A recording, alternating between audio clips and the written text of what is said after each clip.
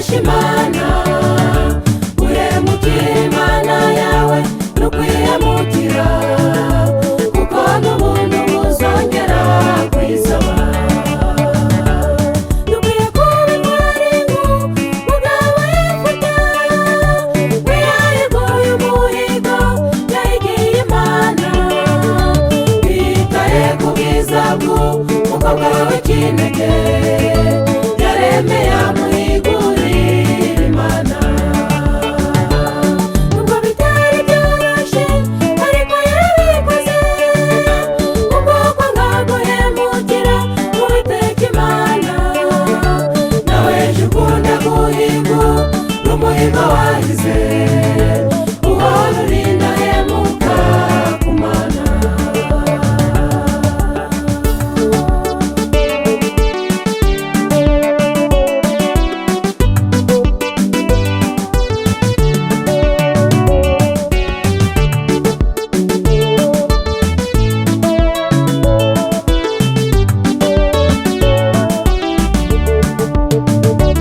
Imihigo wahigiye umutima wawe urwaye urwaje cyangwa ukenye ufite imitwaro uri mu ishuri se mu manza cyangwa uri mu ntambara uyu munsi Imana yawe irishyuza.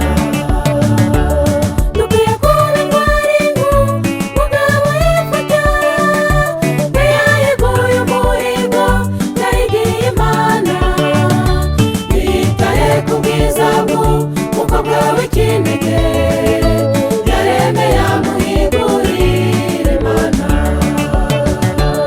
Nubwo bitari byoroshye ariko yarabikoze ubwoko ngaguhemukira Uwiteka Imana nawe ejo ukunda guhigura umuhigo wahize uhora urinda hemuka ku Mana.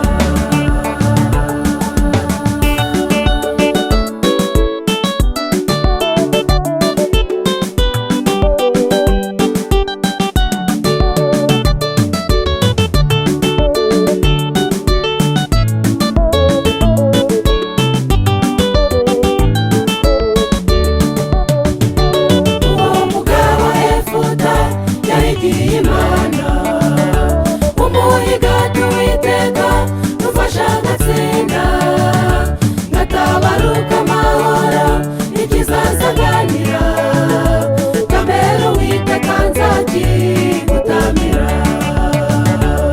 Dukwiye kuba intwari nk'umugabo Yefuta we yahigoye umuhigo yahigiye Imana yitaye ku bwiza bw'umukobwa w'ikinege yaremeye amuhigurira Imana.